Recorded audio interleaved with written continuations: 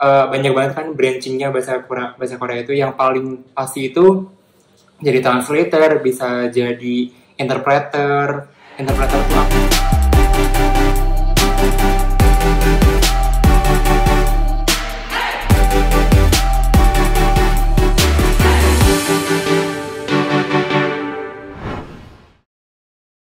Perkenalkan, saya Novel Putra Buana dari Bahasa dan Kebudayaan Korea Angkatan 2019 dari Universitas Indonesia yang sekarang sedang berada di semester 4.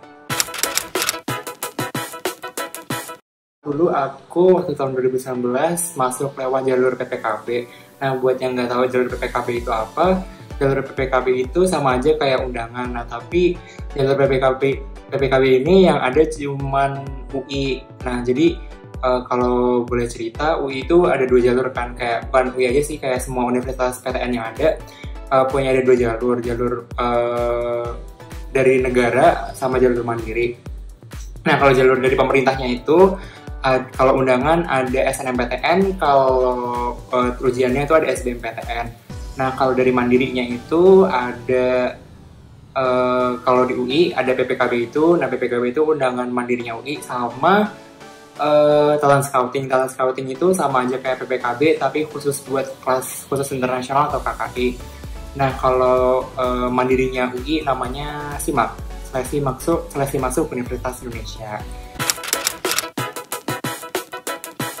Jujur dulu waktu aku pertama kali pilih BKK buat masukin ke PPKB, aku sebenarnya direkomendasiin temen kayak Novel coba dong masuk gini aja kayak lebih cocok deh. Soalnya juga dulu waktu di semester 6 SMA kelas 12 semester 2 aku tuh sempat ikut kayak ujian minat bakat gitu di Fakultas Psikologi Universitas Indonesia. Itu diadain sama salah satu tempat bimbel aku kan.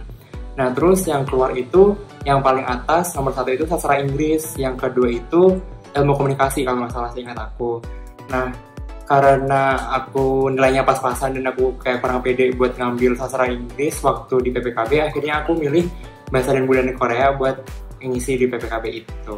Oh ya, alasan memilihnya pertama aku ngeliat kayak aku ngeliat sama aku udah tanya-tanya ke kakak, ke orang tua, kenapa aku dibolehin atau aku diri sendiri milih Bahasa dan Budaya Korea, karena aku ngeliat ke depannya itu Bahasa dan terutama negara Korea itu mulai banyak banget invest di Indonesia. Kayak sekarang mulai banyak banget perusahaan-perusahaan Korea yang invest di Indonesia, kayak ada Hyundai atau ada LG, ada Samsung, dan masih banyak perusahaan-perusahaan Korea lain yang mulai invest di Indonesia. Dan selain itu aku juga mulai ngeliat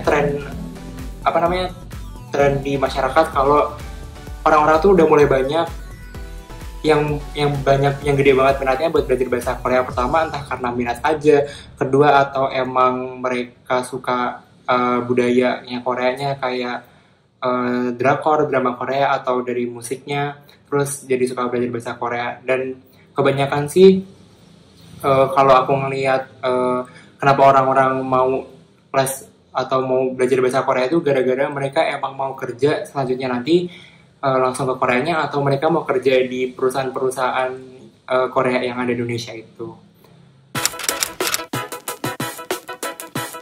Nah, akreditasi jurusan Bahasa dan Kebudayaan Korea begitu apa? Kebetulan setahu aku beberapa tahun yang lalu, kalau nggak salah 2018, barusan Bahasa dan Kebudayaan Korea itu baru dapat akreditasi A. Sebelumnya aku kurang tahu akreditasinya apa, tapi alhamdulillahnya sekarang Bahasa dan Kebudayaan Korea Universitas Indonesia udah mendapat akreditasi A gitu.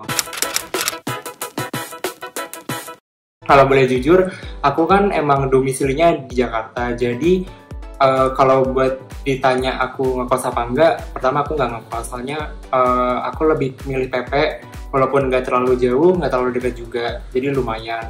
Terus kalau buat kisaran biaya hidup di kota atau di daerah, di sekitar kampus itu sebenarnya itu relatif ya, tiap orang. Jadi entah kitanya mau hedon atau emang kitanya mau ngirit, itu terserah kitanya sendiri sih. Tapi kalau aku sendiri, aku per bulannya itu 1,5 juta, dan itu udah cukup banget. Soalnya ditambah kalau aku boleh cerita sedikit, aku emang ada kerja sampingan gitu buat tambah penghasilan sendiri. Soalnya kalau di Jakarta, ya namanya juga mahasiswa kan, pasti kayak di tengah-tengah perjalanan pasti kayak mau A, B, C gitu pasti ada kan. Jadi menurut aku 1,5 juta itu udah cukup banget.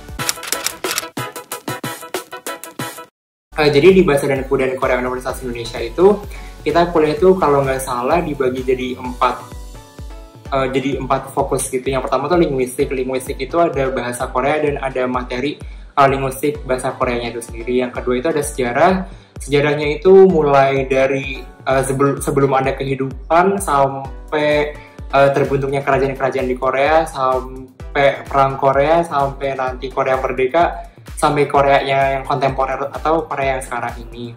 Terus ketiga itu habis sejarah ada kebudayaan. Terus juga ada kebudayaan itu cabangnya banyak banget, ada masyarakat dan budaya Korea, ada kepercayaan masyarakat Korea, dan pasti banyak lagi yang sebenarnya bisa dipelajarin di Bahasa dan Budaya Korea Universitas Indonesia gitu. Nah, untuk nilainya susah apa tidak, ini juga sama sih, relatif tergantung mahasiswanya sendiri. Kalau kita tahu kan mahasiswa itu kayak digolongin gitu kan, ada yang kupu-kupu yang kuliah pulang atau yang kuliah terus organisasian gitu.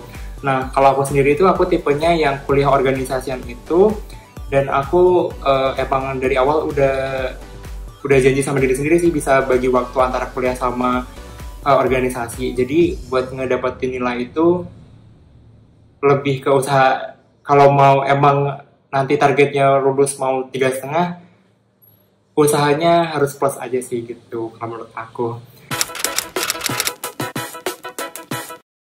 Sebenarnya kalau di Fakultas Ilmu Pengetahuan Budaya Universitas Indonesia itu kayak di jurusan ilmu filsafat sebenarnya ada, tapi kalau di jurusan Bahasa dan Budaya Korea itu nggak ada penjurusan peminatannya. Kalau di fakultas-fakultas lain itu kan pakainya skripsi. Nah, kalau di Bahasa dan Kebudayaan Korea sendiri itu kita pakainya tugas akhir yang bentuknya kayak jurnal. Karena aku belum ngebuat TA sendiri itu, aku jadi cuman bisa ngasih tahu segitu aja sih. Cuman sebatas bentuknya itu tugas akhir yang berbentuk jurnal gitu. Banyak banget, soalnya sekarang emang banyak banget kan branchingnya bahasa Korea itu. Yang paling pasti itu jadi translator, bisa jadi interpreter.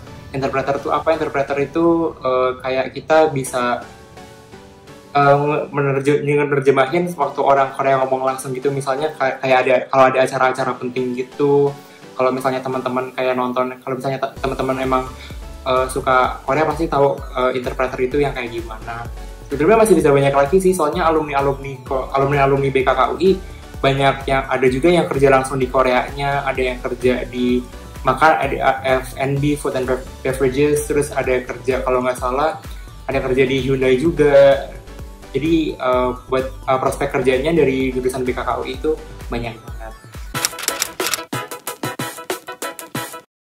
Kesannya pertama karena aku masih semester 4 kan, masih tingkat 2 atau tingkat 1 itu seru banget, dimana aku bisa kenal teman-teman baru, bisa tahu dunia perkuliahan itu kita gimana, terus juga bisa apalagi ya, yang paling pasti sih punya pengalaman baru, bisa jadi siswa di tingkat yang paling atas gitu, namanya kan juga mahasiswa kan. Jadi kita di sini emang kita bisa explore, kita bisa belajar hal baru, kita bisa jadi pelajar yang dewasa gitu sih, jadi pelajar yang merdeka, di mana kita nggak diatur sama harus pakainya gini penampilannya harus gini, enggak. Jadi kita harus bisa yang pasti nambah pengalaman baru dan dapat ilmu-ilmu baru gitu.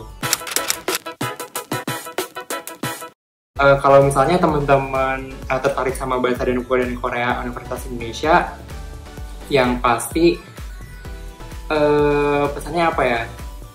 Have fun aja sih, sama cari pengalaman sebanyak mungkin dan semaksimal mungkin buat kenal banyak teman, ikut organisasi ABC, jangan kuliah cuman belajar aja, soalnya jujur kalau menurut aku sih kalau kuliah cuman belajar aja nggak bakalan dapet